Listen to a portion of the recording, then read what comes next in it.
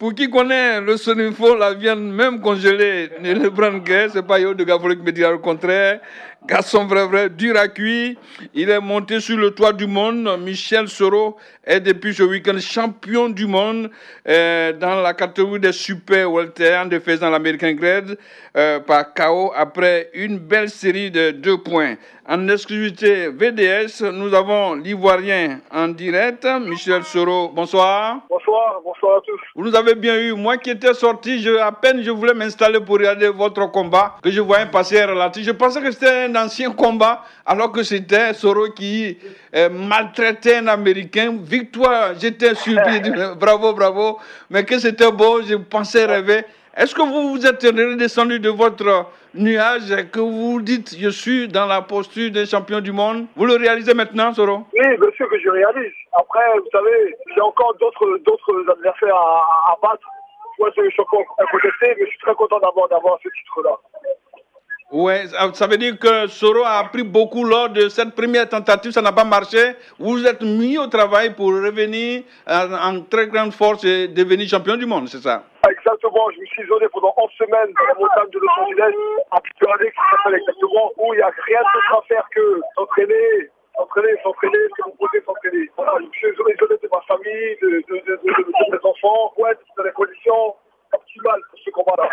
Oui, on sent, le bébé partage un peu la victoire du père, on sent, ça va à côté.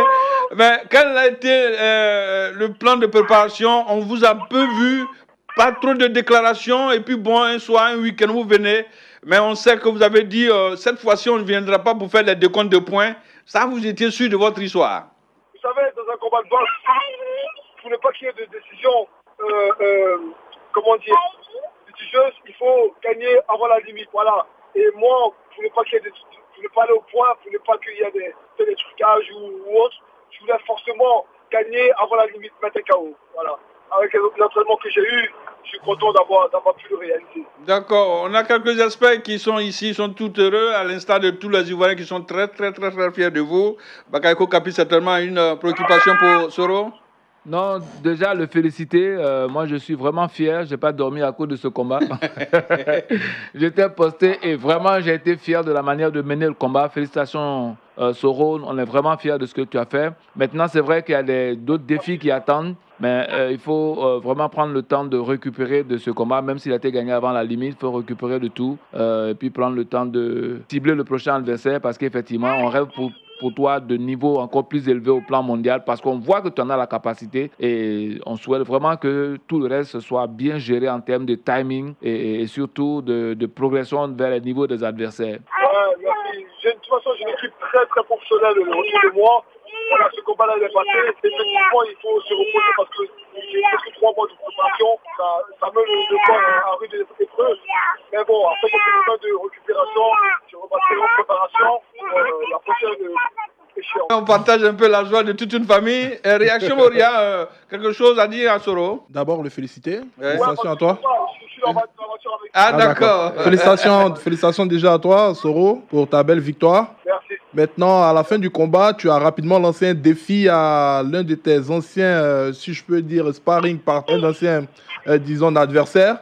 Et tu as souhaité le rencontrer dès le début de l'année 2019. Est-ce à dire que tu es suffisamment affûté pour pouvoir enchaîner après un combat, c'est vrai, assez expéditif face à Vendetti? Ouais, mais en fait, le truc, c'est que j'ai eu la première tentative du championnat du monde que j'ai faite. Je l'ai perdu en 2017 contre ce boxeur-là. C'était un combat très serré et j'ai dû faire 2-3 combats après pour avoir une place challenger officielle. Maintenant, je suis sur challenger officiel, je ne peux pas m'esquiver. Je veux cette ceinture-là qu'il a et je veux surtout cette revanche-là. Donc c'est une nouvelle ceinture que tu veux tout simplement glaner après celle de la WBA. Exactement, voilà. Je veux être le champion incontesté dans ma catégorie qui est super welter. Merci. Aujourd'hui, vous êtes champion du monde WBA, il reste WBC, IBF, pourquoi pas. Pensez aller dans toute cette série et sortir la tête haute comme ça fut le cas ce week-end, Soro? Le but, c'est d'aller au sommet, au toit du monde. Je suis un petit peu, je veux, pendant que je le peux, essayer d'avoir toute la structure. Un mot pour tous ces Ivoiriens qui ont prié pour vous, pour cette ceinture mondiale. Un mot pour terminer, on sait que vous êtes en circulation. On va pas trop vous distraire parce que il y a... Je suis très content du soutien que les Ivoiriens m'ont apporté avant et après le combat. J'ai reçu beaucoup de messages, beaucoup d'appels aussi. Voilà, cette victoire, c'est pour eux.